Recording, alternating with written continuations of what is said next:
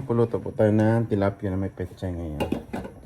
May sabaw na naman para bungga ba pagkain natin. Ilagay natin yung sibuyas. Hindi ko siya ginisa kasi nga ayaw ko. Mantika na naman. Ayan. Ayan.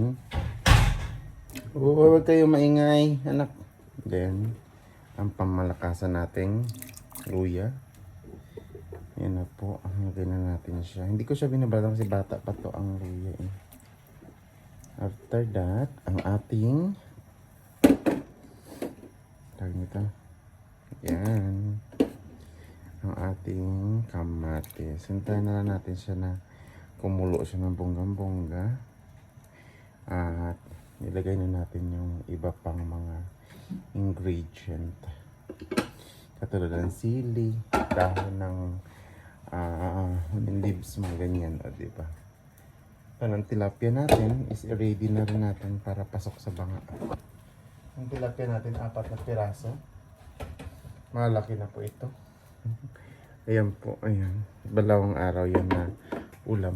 2 ngayon, bukas 2 na naman. Takpan na po natin siya. Ayan na po, kumulo na po siya pa. Ilagay na natin ang ating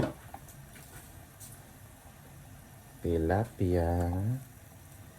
Masarap kaya ito. Ulo ng tilapia. Inugasan ko talaga ng mabuti para pasok talaga. Diba? Sarap. Then ilagay na natin yung pampalasa. Yan. Ang ating mga secret ingredient. 1, 2, 3. Ang ating pampabango. 1, 2. 3 din. At ang ating kamintang buo. Yan. At ang isa pang pampalasa. Ang patis. Tama na yan. Yan na po ang ating pampalasa. Takpan natin siya ulit para maluto siya ng bongga. At panghuli natin lagay ang pechay at ang sili. Yan. Kasi ang lagay yung siling aanghang. Yan. Yan naman. Yan na po ang ating luto. Ang pechay natin. Lagay natin. Pamit. Ginit, may ma. Luto siya, oh. Luto talaga siya sa luya. Sarap yan. Ayan. Lagyan natin sa gilid doon. Ayan. Masarap to. As in. Masarap talaga siya. Lagyan natin to. Ang sili. Sili natin. Then ang dahon. Para bongga naman. May design ba? Ayan na po ang ating tilapia na may pechay. Diba? Sarap. Pakuluan natin siya ng bonggang-bongga. Tapos okay na.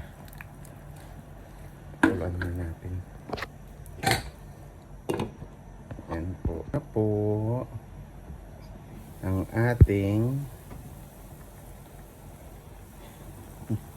tilapia. Ang sarap. Tingnan niyo po ang ulo. Yung sarap yan. Ito ng buntot. Sarap. Uy! Gusto po makapakain tayo ng marami nito. Ang ulong isang. Sarap. Yan, diba? Kain po tayo. Makulong-kulo talaga siya.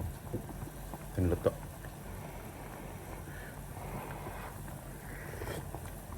Ang sarap. Tilapia talaga. Kain po tayo.